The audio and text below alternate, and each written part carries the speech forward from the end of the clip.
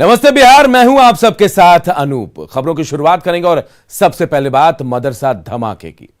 मदरसा में धमाके के बाद बांका के नवटोलिया गांव में सन्नाटा पसरा है, लेकिन उस सन्नाटे में भी कई सवाल हैं। सनसनी तब और फैल गई जब धमाके में मरे मौलाना का आजमगढ़ कनेक्शन सामने आ गया। बांका ब्लास्ट पर बड़ा खुलासा। दूध के डब्बों से बना था बम। मौलाना का आजमगढ़ कनेक्शन। मंगलवार को बांका के नवटोलिया मदरसे में हुए धमाके को लेकर कई चौंकाने वाली बातें सामने आ रही हैं। एनआईए की टीम के ग्राउंड जीरो पर पहुंचने से पहले बड़ा धमाके को लेकर कुछ बड़े खुलासे हुए। सूत्रों के मुताबिक जिस बम से जोरदार धमाका हुआ उसे बनाने के लिए दूध के डब्बों का इस्तेमाल किया गया था। कई बम बनाकर एक बक्से में रखे गए थे। बॉक्स में रखने की गलती से ही धमाका हुआ। बम बनाने में संभवतः अमोनियम नाइट्रेट का इस्तेमाल हुआ था। आशंका जताई जा रही है कि बम मदरसे में ही बनाए गए थे।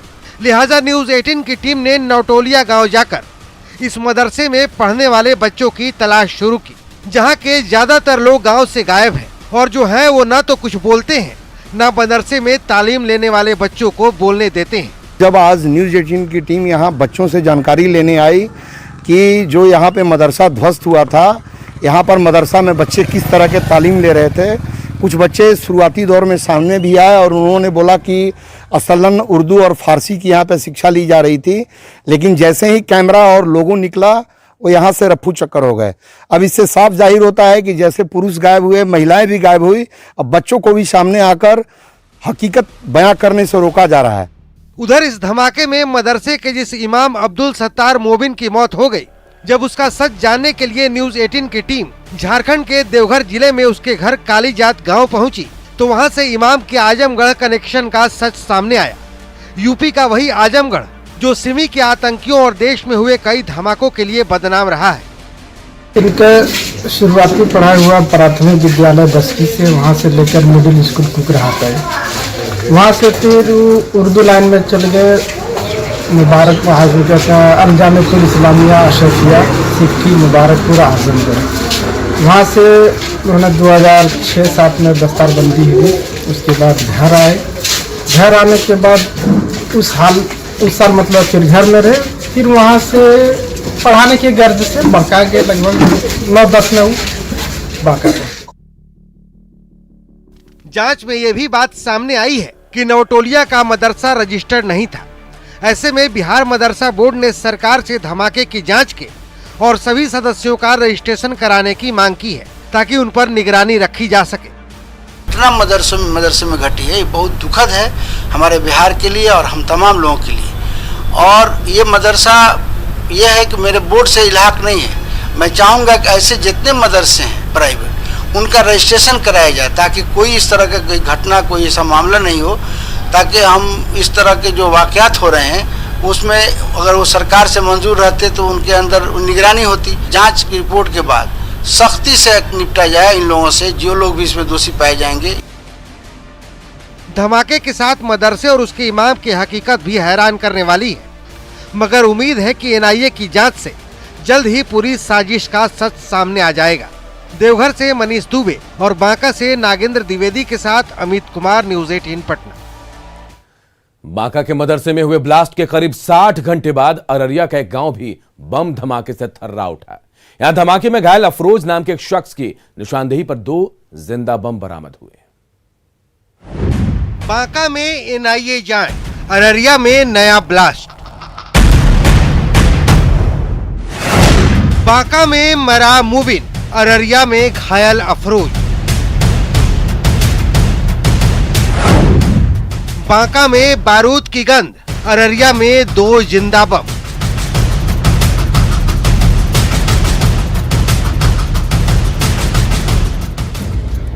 मंगलवार को बांका के नवटोलिया मदरसे में हुए धमाके की गूंज अभी शांत भी नहीं हुई कि गुरुवार रात अररिया के बैरगाछी इलाके का बुधेश्वरी गांव बम धमाके से दहल उठा। धमाके में अफरोज नाम का एक बुजुर्ग बुरी तरह से घायल हो गया।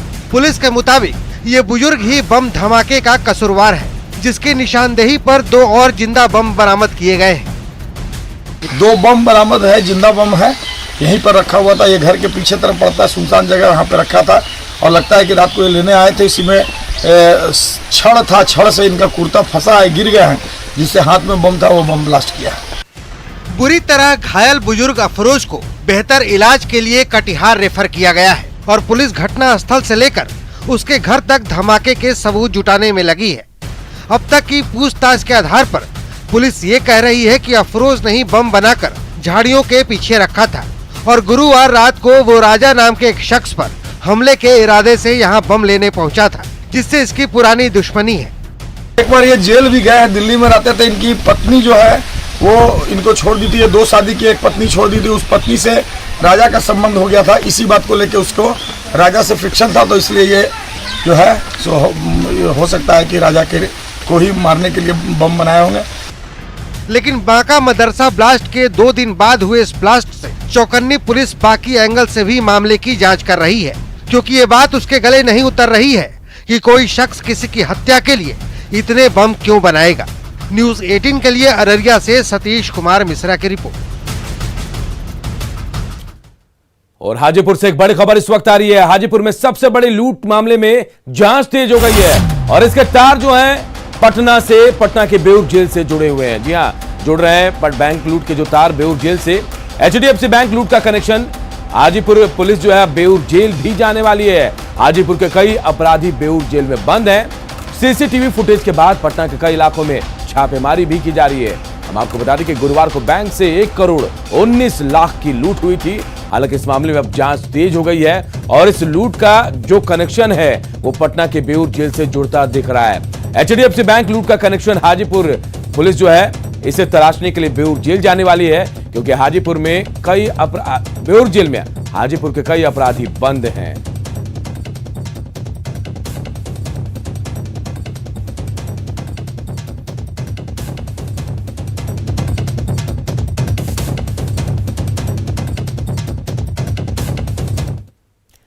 और इधर भागलपुर में अपराधियों ने घर में घुसकर 15 राउंड फायरिंग की है। मामला बरारी थाना क्षेत्र के SM कॉलेज रोड का है, जहां लोकपाल शाह के घर में घुसकर अपराधियों ने 15 राउंड फायरिंग की। इसमें 2 लोग घायल हो गए हैं। घायलों को मायागंज अस्पताल में इलाज के लिए भर्ती कराया गया। गोलीबारी की घटना के बाद SM कॉलेज इलाका पुलिस छावनी में तब्दील हो गया। पुलिस ने घटनास्थल से दर्जन भर खोखे भी बरामद किए। बताया जा रहा है कि जमीन को लेकर 2 गुटों में विवाद हुआ, जिसके बाद ये गोलीबारी की गई। पुलिस फिलहाल पूरे मामले की छानबीन कर रही है।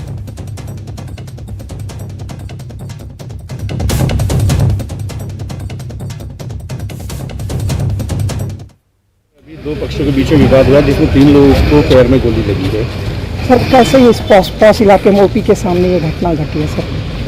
प्राइमरीली बताया जा रहा है कि कुछ जमीनी विवाद है जो इनके बीच में चला आ रहा था, उसी संदर्भ में भी ये घटना हुई है। बाकी आगे इन्वेस्टिगेट किया जा रहा है। गिरफ्तारी के लिए अपराधियों अभी FIR दर्ज करके आगे की कार्रवाई की जा रही है। सहरसा में जमीन विवाद में 2 पक्षों में मारपीट और गोलीबारी हुई है और साथ ही एक घर में आग भी लगा दी गई। गोलीबारी की घटना के बाद लोग काफी दहशत में है। घटना सदर थाना क्षेत्र के सराही मोहल्ले की है। SDPO ने बताया कि पुलिस घटनास्थल पर फिलहाल कैंप कर रही है और दोषियों के खिलाफ कार्रवाई भी की जाएगी। तो तस्वीरें भी हम आपको दिखा रहे सहरसा के, जहां 2 पक्षों में विवाद हुआ, जमीन के लिए खूनी जंग हुआ और घर में आग लगा दी गई है। जमीन के लिए गोलीबारी की गई है। हालांकि इस घटना के बाद यहां पुलिस कैंप कर रही है, आरोपियों की तलाश की जा रही है, छानबीन की जा रही है।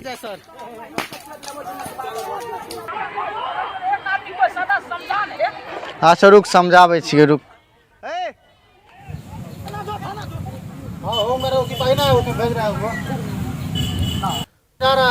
पवन दुबे हीरा दुबे की जमीन है जो प्लॉटिंग करके यहीं बेच उच रहा था। तो उमेश पासवान नाम का व्यक्ति, ये भी जमीन माफिया है। ये लोग उस जमीन पे प्लॉट पर चढ़े और सूचना में आई है कि गोलीबारी चल रही है। चलो हटा जा रही है, पुलिस हमें भेज चुका है। वहाँ अभी शांति है, किसी प्रकार की व्यवस्था। कितने लोग हिरासत में लिया गया? अभी वहाँ जांच चल रही है और वहाँ पुलिस हमारा कैंप की हुई है। जो भी अरेस्ट होगा सब थाने आएंगे। इधर समस्तीपुर में एक महिला की हत्या कर दी गई, जिसका आरोप उसके पति पर ही लग रहा है। बताया जा रहा है कि धर्मपुर बांदे के रहने वाले शुकुल शाह ने विवाद के बाद पत्नी की चाकू से गोदकर हत्या कर दी।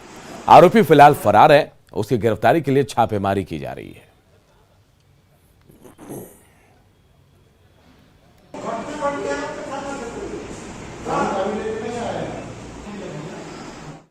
भाई पति पत्नी के बीच का घरेलू विवाद था, उसी क्रम में पति द्वारा जो है सो पत्नी को मार देने की सूचना मिली है। तो ये कहाँ घटना हुई? घटना मुसरी घराड़ी में हुआ है। तो इसमें अब तक क्या कुछ कार्रवाई गिरफ्तारी हुई? कार्रवाई सर, वो पति पत्नी ही रहते थे यहाँ पर। पत्नी जो है पति जो है सो फरार है, उसकी खोजबीन चल रही है। दानापुर के फुलवारी शरीफ में कार और टैंक लॉरी की टक्कर में 3 लोगों की जान चली गई, जबकि 2 लोग जख्मी हैं। मृतकों के नाम रोहित, प्रिंस और शोएब बताए जा रहे हैं, जो फुलवारी शरीफ के रहने वाले हैं। बताया जा रहा है कि अचानक कार का बैलेंस बिगड़ा और वो गैस टैंक लॉरी से जाकर टकरा गई। जख्मी लोगों का इलाज प्राइवेट नर्सिंग होम में चल रहा है।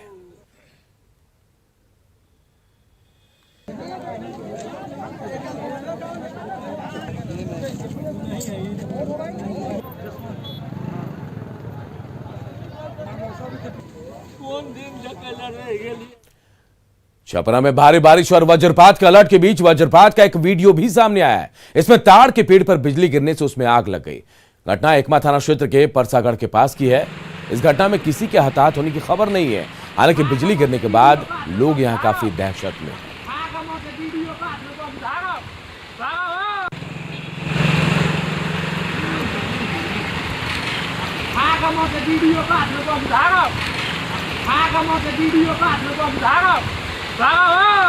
बना ले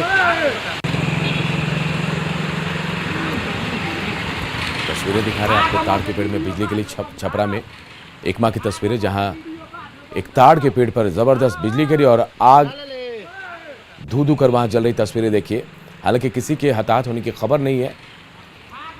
एक्सक्लूसिव तस्वीरें हम आपको दिखा रहे हैं। वैशाली के महनार में आंधी ने भारी तबाही मचाई है। यहां 1 दर्जन से अधिक घरों के छज्जे गिर गए और कई गरीबों के मकान तक ढह गए। इसमें कई परिवारों के सामने सिर छिपाने की भी मुश्किल आ गई है। घरों के क्षतिग्रस्त होने से कई लोग घायल भी हुए हैं। जगह जगह बड़े बड़े पेड़ भी गिरे हैं। ऐसे में पीड़ित परिवारों ने प्रशासन से राहत और मदद की गुहार लगाई है।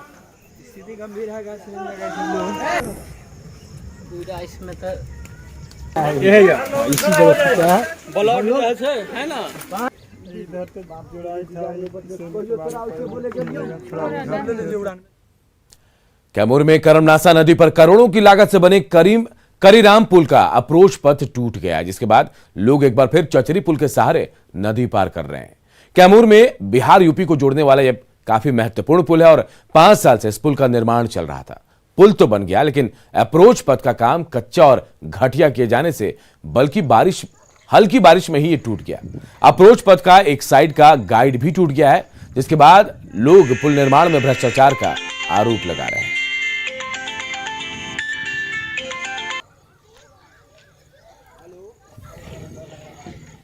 पुल पे हम लोग हमेशा मांग उठाते रहे हैं और उठाते रहेंगे, क्योंकि ये हम लोग इस पुल से संतुष्ट नहीं हैं। और ये पुल में जो भी काम हो रहा है, 3rd क्लास का काम हो रहा है, इसमें बहुत दलाली भी चल रहा है और इसमें कोई बोलने के इच्छुक नहीं है, कोई सामने आता नहीं है। लेकिन हम लोग बिहार के होकर भी हम लोग इस पे हमेशा आवाज उठाने का काम करते हैं और वो नतीजा आज आप लोग सामने भी देख सकते हैं कि इसका पाया भी टूट गया और 3rd क्लास का सारा मटेरियल इसमें है, 2 नंबर का है, सब 2 नंबर का है। बेतिया के योगा पट्टी में नाले और पईन की सफाई के लिए विभाग से एक योजना बनाई गई, लेकिन योजना की राशि स्वीकृत हो जाने के बाद भी अधिकारियों की लापरवाही और उदासीनता की वजह से उस पर काम नहीं हो पाया और इस वजह से पिछले 3 सालों में किसानों की फसल बर्बाद हो रही है। ऐसे में बासु पट्टी के लोगों ने खुद से चंदा कर श्रमदान से नाले और पईन की सफाई का जिम्मा उठा लिया और काम को पूरा कर लिया। ऐसे में सरपंच समेत पूरे गांव के लोगों को आशंका सता रही है कि इस योजना के नाम पर अधिकारी पैसों की बंदरबांट कर सकते हैं। लिहाजा सरकार से इस काम के लिए जारी राशि को रद्द करने की मांग की गई है। वहीं उदासीनता का आरोप झेल रहे पीओ की दलील है कि सरकारी स्तर से काम कराया गया और ग्रामीणों ने इसमें हस्तक्षेप कर सरकारी काम में बाधा डालने का काम किया है। हम लोग पूरा किसान मिलकर अपना आर्थिक सहयोग, जन सहयोग करके हम लोग जेसीबी से काम करवा रहे हैं। इसमें सरकार का 1 नया पैसा भी कोई खर्चा नहीं है, न किसी का कोई हेल्प है, न सरकार का इस पे कोई जोर दबाव है। सरकार का इस पे राशि जो है हम लोगों को यह अंदेशा मिल रहा है कि योजना पास हो गया है, पीओ की मिली भगत से चुपके से ये लोग पैसा इस पे उठा लेगा। तो ऐसा हम लोग होने नहीं देंगे। हम लोग इसके लिए लड़ाई लड़ते रहेंगे कि काम करेगा मजदूर, कमाएगा धोती वाला और खाएगा टोपी वाला, यह सब हम लोग होने नहीं देंगे। जेसीबी मुखिया जी द्वारा या अभिकर्ता द्वारा तो लगाया नहीं गया है, ठीक है ना। आप कह रहे हैं कि ग्रामीण द्वारा जेसीबी लगा दिया गया मानसून को देखते हुए, तो इस सरकारी काम में तो बाधा हो गया। काम को तो अभी हम जांच के लिए जेई को और पीटीए को हम दे रहे हैं, सम्मिलित जांच रिपोर्ट हमको देंगे और उसके बाद पुनः उस पर कार्रवाई की जाएगी। और शराबबंदी के बीच बिहार में धड़ल्ले से शराब की तस्करी हो रही है। बाढ़ में एक ट्रक से 60 लाख की शराब बरामद की गई। ट्रक पर सीमेंट की बोरियों के पीछे शराब को छुपा कर रखा गया था। जब गश्ती कर रही पुलिस ने ट्रक को रुकवाया तो ट्रक पुलिस की गाड़ी में टक्कर मारते हुए आगे निकल गया। पुलिस ने पीछा कर ट्रक को पकड़ा तो उस पर से शराब बरामद हुई। शराब के तस्कर लोग इस मामले में से काफी बहुत होशियार हो गए हैं। इनके पास गाड़ी के अंदर से एक पुर्जा भी बरामद हुआ है जिसमें लिखा हुआ है कि लगभग 350 कार्टन शराब 350 कार्टन सीमेंट जो है यह लेके जा रहे हैं। और पीछे में, और जब गाड़ी को खोलने पर शुरू में सिर्फ सीमेंट दिखता था। सासाराम के कोचस में पुलिस ने शराब की एक बड़ी खेप के साथ 5 लोगों को गिरफ्तार किया है। उनके पास से 2,89,000 रुपए कैश भी बरामद किए गए हैं। ममेरजपुर में पुलिस ने छापेमारी कर एक ट्रक विदेशी शराब जब्त की। इस दौरान कारोबारियों की 2 लग्जरी कार भी जब्त की गई, इसमें भी शराब रखी हुई थी। पटना सिटी का मंजीत सिंह और राजेंद्र सिंह शराब का सप्लायर बताया जा रहा है, जिसके पास से करीब 3 लाख रुपए भी बरामद किए गए। गिरफ्तार 5 धंधेबाजों में राजस्थान के अलवर जिले के भी 2 शख्स शामिल हैं। 983 लीटर विदेशी शराब बरामद किया गया, एक ट्रक बरामद किया गया है, एक हुंडई कार बरामद किया गया है जिसमें भी शराब था और उसको भी जब्त किया गया है, और एक स्विफ्ट डिजायर कार बरामद किया गया है। नकद जो शराब का जो ये मंजीत सिंह हैं, इनके द्वारा ये शराब का सप्लायर थे और इनके द्वारा शराब जो सप्लाई किया गया था उसके एवज में जो 2,09,600 रुपया ये लिया गया था उसको भी बरामद किया गया है। बुलेटिन में कुछ और खबरें, लेकिन एक छोटे से ब्रेक के बाद जल्द लौटते हैं। कोरोना से जंग में बिहार में अब तक 1 करोड़ 30 लाख लोगों को टीका दिया जा चुका है और अगले 6 महीने में राज्य में 6 करोड़ लोगों को टीका लगा दिया जाएगा। और इसके लिए मुख्यमंत्री नीतीश कुमार ने स्वास्थ्य विभाग के अधिकारियों को कई दिशा निर्देश भी दिए हैं।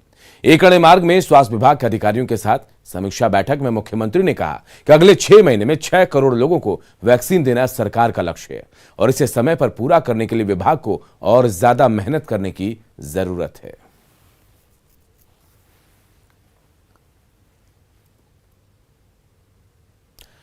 बीजेपी विधायक संजय सरावगी ने पूर्व स्वास्थ्य मंत्री तेज प्रताप यादव पर कोविड गाइडलाइन के उल्लंघन का आरोप लगाया है और कानूनी कार्रवाई की मांग की है।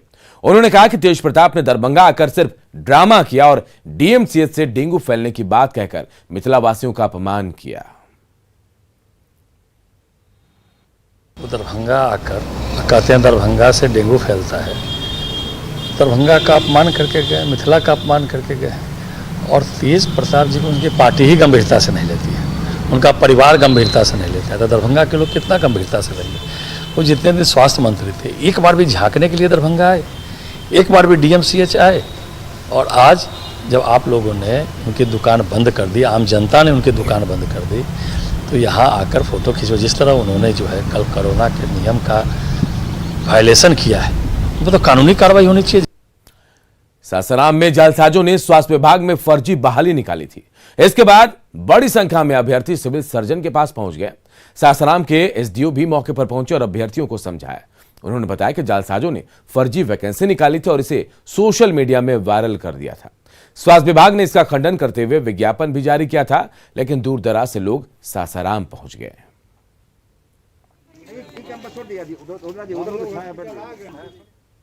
ये फर्जी बहाली जो व्हाट्सएप के जरिए चारों तरफ फैल गया था, उसका हम लोगों ने खंडन किया है। हमारे जिला पदाधिकारी महोदय के द्वारा भी खंडन किया गया है और समाचार पत्रों में मेरे द्वारा भी खंडन करके प्रकाशित भी किया गया है। साथ ही इस पूरे ये एपिसोड के बारे में FIR भी किया गया है। जैसा कि जानकारी मिली थी कि फर्जी बहाली के आलोक में कुछ लोग अभ्यर्थी उस विज्ञापन को सही मान के यहाँ पे आ गए थे, जिसमें कुछ दूर के भी लोग थे। जैसा कि सिविल सर्जन साहब ने आपको बताया कि ऑलरेडी जो फर्जी बहाली के आगे में FIR ऑलरेडी थाना में हो गए। इधर खगड़िया में स्वास्थ्य विभाग की बड़ी लापरवाही सामने आई है। यहां टीबी वार्ड में लाखों की डिजिटल एक्सरे मशीन करीब 8 महीने से रखी धूल फांक रही है। यह मशीन पटना से भेजी गई थी, लेकिन 8 महीने गुजर गए, अभी तक इसका रैपर तक नहीं खोला गया। टीबी वार्ड में रखी डिजिटल एक्सरे मशीन का जायजा लिया हमारे सहयोगी दिग्विजय कुमार ने। सिविल सर्जन कार्यालय कैंपस में टीबी के मरीजों के इलाज के लिए एक अलग वार्ड बनाया गया है यहाँ पर, जहाँ पर जो टीबी के जो मरीज होते हैं वो इलाज कराने के लिए पहुँचते हैं।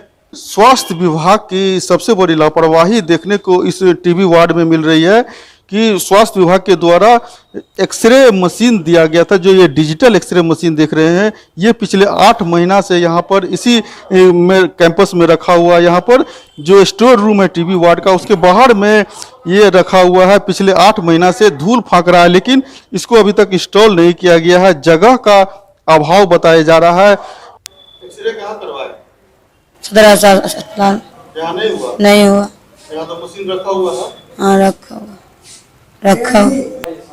एक्सरे मशीन है। कब से आया हुआ है ये?